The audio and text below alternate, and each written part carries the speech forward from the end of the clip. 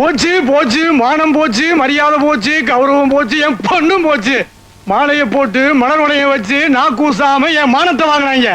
பட்டப்பொங்கல வீட்டுக்குள்ள நுழைஞ்சு என் பொண்டையை தூக்கி அசிங்கப்படுத்தினாங்க. இப்ப என் மகக்கடத்துல தாலியை கட்டி என் கௌரவத்திலே கை வச்சுட்டாங்க. இதுக்கு மேல நிறுத்திய உன் மக தாலி எடுத்தா பரவாயில்லையா? அதை செய்யுங்க, அதை செய்யுங்க. போய் தாலி எடுத்துட்டு வாங்கடா.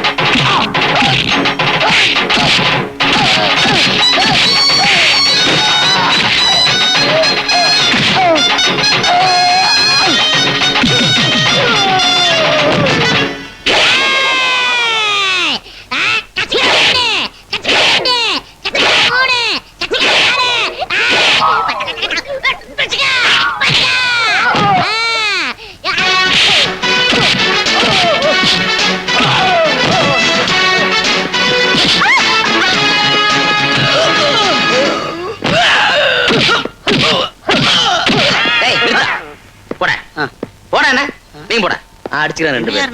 நல்ல ரெண்டு பேர் போயிட்டானுங்க. அவனை சொன்னேன், சொன்னேன், சும்மா சொன்னேன். அடிச்சிட்டியா? இது ஆளை கூட்டு வர்றேன்.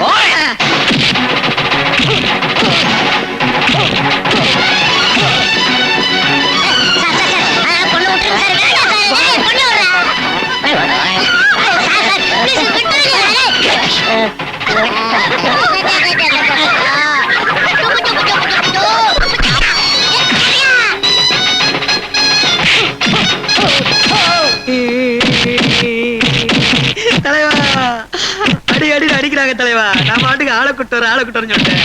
உன்னை விட்டா எனக்கு யாரு இருக்கிறா? நீதான் என்ன காப்பாத்துறோம். மயில்சாமி, உன் மனசை நினைச்சுக்க. வெற்றி உனக்கு. ஆசீர்வாதம் பண்ண.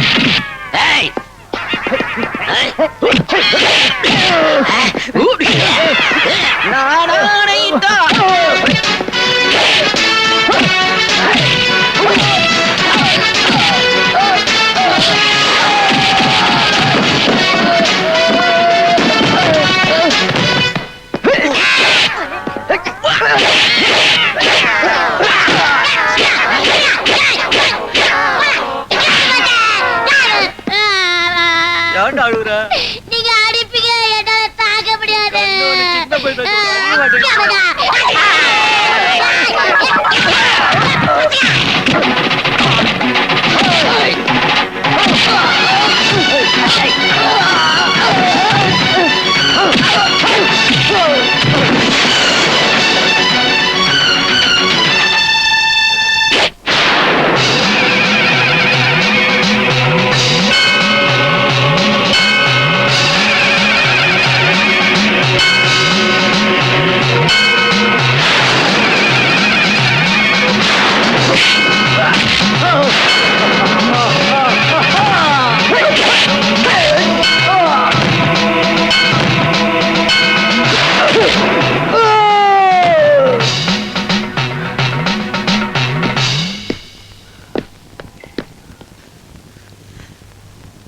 இனிமேதான் ஆரம்பம். இனி ஒரு நிமிஷம் கூட இங்க நீங்க இருக்கக்கூடாது. வாங்க போலாம். ரொம்ப நன்றி ராம். உன்னை நண்பன் அடைஞ்சதுக்கு உண்மையிலே நான் ரொம்ப சந்தோஷப்படுறேன். மாணிக்கம், உன்னை நம்பி தேன் வந்திருக்கா. அவளை பத்திரமா பாத்துக்கோ. கிராமத்துக்கு போங்க, வாழ்க்கை ஆரம்பிங்க. ஓகே? மாணிக்கம், உங்க ரெண்டு பேருக்கு ஒரு கண்டிஷன். அடுத்த வருஷம் இதே டேட்ல எங்களை மாமா மாமான்னு கூப்பிடுறதுக்கு ஒரு அழகான குழந்தை பத்தி கொடுக்கணும். பிறக்கிற குழந்தை என்ன மாமான்னு தானே கூப்பிடு. அதான் மாமா மாமான்னு சொல்லிட்டேன்லடா. ஆமா ஆமா. பஸ் புறப்படுறதுக்கு இன்னும் 2 நிமிஷம் தான் இருக்குது. வாங்க போலாம். நீ எங்க போற? இங்க வா. ஏற விட மாட்டீங்களே. Okay, all the best. நாங்க போறோம். போயிட்டு சரிம்மா. வரேன். ஓகே, வாங்க போலாம். வண்டி நைட் 8 மணிக்கு போய் சேர்ந்துரும்ல. அதெல்லாம் இன்ஸ்பெக்டர் உங்களை கையோட கூப்பிட்டு சொன்னாரு. எதை நீ செஞ்சிடக்கூடாதுன்னு நினைச்சு இத்தனை நாள் உன்னை பயந்து பயந்து வளர்த்தனே அதையே செஞ்சுட்டு இன்னைக்கு ஜெயில வரைக்கும் போயிட்டு வந்து நிக்கிறியடா. நல்ல வேளை அண்ணன் இருந்தாங்க, ஜாமீன்ல எடுத்துட்டு வந்தாங்க. இல்லன்னா எங்க அதே உன்னால எனக்கு அவமானமா இருக்குடா. மான தப்பு செஞ்சுட்டு ஜெயிலுக்கு போனேன், நீங்க எதுக்கு அவமானம் பண்ணோம்? பேசுவப்பா, நீ நல்லா பேசுவ. அடடடடா, என்னம்மா இது? நாங்கெல்லாம் வெள்ளைக்காரன் கூட போராடி இந்த நாட்டை காப்பாத்திருக்கோம். இவன் கொள்ளைக்காரன் கூட போராடி ஒரு பொண்ணோட வாழ்க்கையில காப்பாத்திருக்கான். ஏன் அனாவசியமா கோவிச்சுக்கிற அவனை? காவேரி, என்னம்மா நீ ஏன் இப்படி பதட்டப்படுற? உன் புள்ள ஒரு நல்ல காரியத்தை பண்ணிட்டு தானே ஜெயிலுக்கு போயிருக்கான். ஜெயிலுக்கு போனவங்க எல்லாம் கெட்டவங்கன்னு நினைச்சா உங்க அண்ணன் கூட தான் ஜெயிலுக்கு போயிருக்காங்க. ஏங்க நீங்க கெட்டவரா? ஆமா, இல்ல நீங்க சும்மா இருங்கடா. இவன் முன்ன நின்னு இந்த கல்யாணத்தை நடத்தி வச்சதுனால தானே இப்ப இந்த பிரச்சனை ஆரம்பமாயிருக்கு. அவங்களுக்கு கல்யாணம் பண்ணி வைக்க இவன் யாரு? பெத்தவங்களுக்கு இல்லாத உரிமை மத்தவங்களுக்கு என்ன இருக்குங்கிற? பெத்தவங்கள நடத்தலாம், மத்தவங்க தானே பெத்தவங்கள நடத்தணும். பிரமாதம். காலேஜ் ஸ்டூடெண்ட் இல்லையா? வார்த்தை விளையாடுது. நான் ஜெயிலுக்கே போயிருந்தாலும் 2 உயிரை காப்பாற்ற திருப்தி எனக்கு இருக்கு. கண்ணு முன்னால ஒரு உயிர் போற மாதிரி இருந்தா அதனால பார்த்து சும்மா இருக்க முடியாது. ஏன்னா எங்க அம்மா என்ன அந்த மாதிரி வளர்க்கல. நான் எது பண்ணாலும் அதுல ஒரு அர்த்தம் இருக்கும். என்ன நம்புங்க, நீங்க நினைக்கிற மாதிரி எனக்கு எந்த ஆபத்தும் வராது. அப்படியே வந்தாலும் உங்க தியாகம் என்ன காப்பாத்திருமா. போட்டாயா அருவாள? என்னங்க தம்பியோட பேச்சு அப்படியே தத்ரூபமா விவேகானந்தர் பேச்சு மாதிரி இல்ல? விவேகானந்தர் நீ எங்க பார்த்த? எல்லாம் நீங்க சொல்லி கேட்டதாங்க. உங்களுக்கு எப்பவுமே விளையாட்டு தானா? அவன் எவ்வளவு சாதாரணமா பேசிட்டு போறான். அது எனக்கு எவ்வளவு பயமா இருக்கு தெரியுமா? ஏன் பயப்படுற? இந்த பாரு, ஒரு பொண்ணு கழுத்துல தாலி ஏறுது எவ்வளவு பெரிய காரியம்னு உனக்கு நல்லாவே தெரியும். அத உன் பையன் பண்ணிட்டு வந்திருக்கான். அவன் என்ன சின்ன குழந்தையா? இந்த காலத்துல 100% அகிம்சாவாதியா வாழ்ந்தான்னா அவன் ஒரு கோழை. 100% தீவிரவாதியா வாழ்ந்தான்னா அவன் முரட. பாதி காந்தியாவும் பாதி நேதாஜியாவும் எவன் ஒருத்தன் வாழ்றானோ அவன் தான் யதார்த்தமான மனிதன். உன் பையன் இருக்கானே, அப்படிப்பட்ட மனுஷன் ஆயிட்டான்.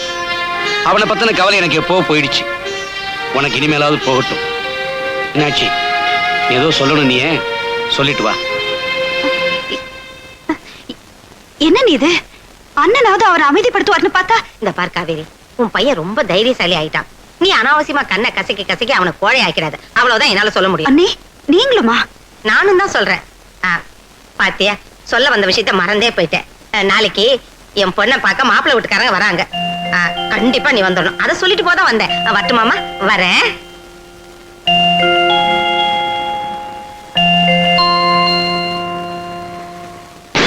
இருள் மாதிரி நாட்டுக்கு உழைக்கிறவங்க தான் மக்களுக்கு தேவை.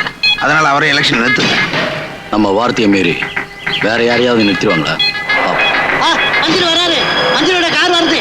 கத்துறேன். இது ஒழுங்கா ஜெயிச்சிருந்தா இப்படி எல்லாம் நடக்குமா? முன்னெல்லாம் பெரிய மனுஷங்க போய் மந்திரியை பார்ப்பாங்க. இப்ப மந்திரி போய் பெரிய மனுஷங்களை பார்க்க முடியாது ஆகி போச்சு.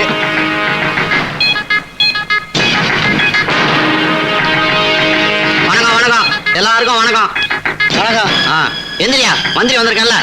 சொன்னாதான் தெரியுது, உக்காரு. நீங்க சொன்ன மாதிரியே இருளப்பணிய மேலிடம் வேட்பாளரை அறிவிச்சுட்டாங்க. கேட்டுக்கிட்டு நேரம் வந்துருச்சு. எலெக்ஷனே தேவையில்லை. ஏன்னா எவனை எதிர்த்து நிக்க போறது இல்லையே. இருந்தாலும் சட்டப்படி ஜெயிப்பேன். என்ன பங்காளி, வரும்போதே ஒரு பந்தம் வர? அப்பா வேட்டி கேட்டு போறாரா? உள்ள சந்தோஷமா இருக்க. புரியலையே. ஏய், எங்க அப்பா இந்த தொகுதி எலெக்ஷன்ல நிக்க போறாரா, அதனால நான் சந்தோஷமா இருக்கேன். நீ மட்டும் சந்தோஷமா இருந்தா எப்படி பங்காளி? இந்த சந்தோஷத்தை நாம எல்லாம் பங்கு போட்டுக்கலாம். எங்க போலாம்? மசாஜ் மாலினி? அழைச்சி, அது தோச்சு போட்ட துணி. I don't like it. புசாச்சு பிக்கர் கிடைக்குமாடா? எனக்கு நம்ம சீதாவை பார்க்கணும்.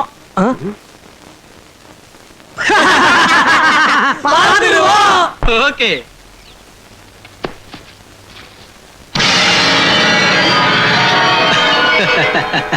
என்ன தொழில் கிளம்பியாச்சா? பணத்துக்கு டைட்டாமா? என்ன விட்டுருக்க, நான் திருந்திட்டேன். சிவப்பு விளக்கு எப்பமா கொத்து விளக்கான? ராமு அவரோட ஃப்ரெண்ட்ஸ் எல்லாம் எனக்கு ரொம்ப ஹெல்ப் பண்றாங்க. ஐயோ கெடுத்தான் இங்கே வந்து கெடுத்தான் பங்காளி. தாகம் தணிக்கிற குளத்துக்கு வேலிய போட்டுட்டா தண்ணி குடிக்காம போயிடுமா? குடிச்சிருவோம். எங்க அம்மா ரொம்ப சீரியஸா இருக்காங்க. என்ன விட்டுருங்க, நான் உடனே போகணும். பங்காளி மட்டும் என்னமா, நாளைக்கு அப்போ சொல்றாரு, உடனே போயிடலாம். ஆனா ஒரு 5 நிமிஷம். நான் திரும்பி வாழணும்னு நினைக்கிறேன். மரியாதை இங்க இருந்து போயிடுங்க. வந்த காரியத்தை முடிக்காம போறது என் பரம்பரையிலே கிடையாதுமா. சாரி சீதாவோட அம்மாவை எங்களால காப்பாற்ற முடியல, அவங்க இறந்துட்டாங்க. அவங்களுக்கு இன்ஃபார்ம் பண்ணிடுங்க.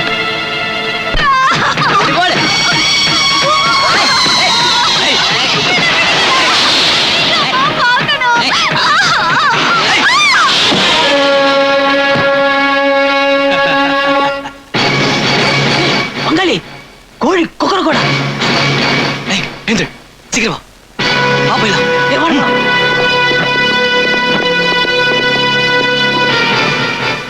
சீதா,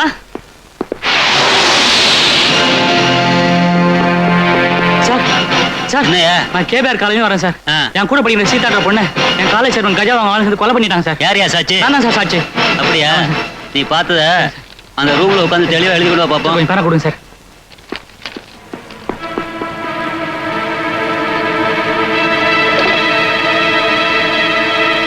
ஹலோ, கேபிஆர் சாரா? நான் கான்ஸ்டபிள் பக்ரி பேசுறேன் சார்.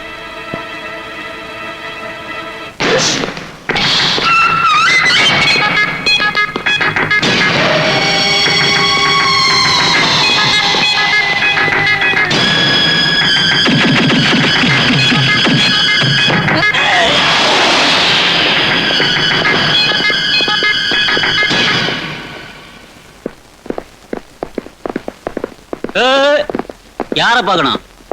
எங்க ஃப்ரெண்ட் பார்த்து இன்ஸ்பெக்டர் பார்த்து கம்ப்ளைண்ட் பண்ண வந்திருக்கான், அவனை பார்க்கணும்.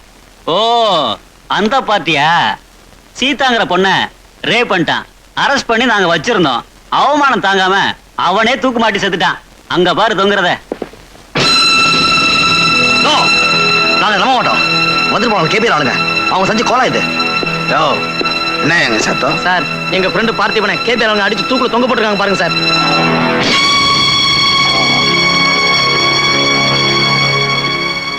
இதுக்கு ஏதாவது சாட்சி இருக்கா? அந்த மர்டர் தான் சார் சாட்சி. அந்த மர்டருக்கு ஏதாவது சாட்சி இருக்கா? விவரம் இல்லாம பேச முழிக்கிறான் பாரு. நீங்க போங்க, நான் டீல் பண்ணிக்கிறேன். இன்ஸ்பெக்டர், மனசாட்சி எல்லாம் பேசாதீங்க. நீங்க போட்ட யூனிஃபார்ம் கொஞ்சமாவது மரியாதை கொடுங்க. மரியாதை? யாரிடம் மரியாதையை பத்தி சொல்றேன்? இல்லப்ப யாரா? இந்த தொகுதியுடைய எம்எல்ஏ வர போறவன்டா. கேபிஆர் யாரா? ஒரு எம்எல்ஏவை உருவாக்கக்கூடிய வசதி வாய்ப்பு உள்ளவன்டா. யாரு? இந்த மாதிரி பெரிய மனுஷனுக்கு மரியாதை கொடுக்க. யார் சார் பெரிய மனுஷன்? ஒரு பொம்பளை பொறுக்கி இந்த காலேஜுக்கு தலைவன். அவனோட அப்பா ஒரு கிரிமினல், இந்த ஊருக்கு தலைவன்.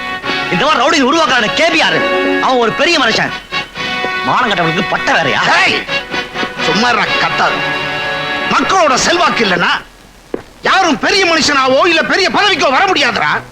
உனக்கு உணர்ச்சி இருந்தா இருளப்பட எதிர்த்து இந்த எலெக்ஷன்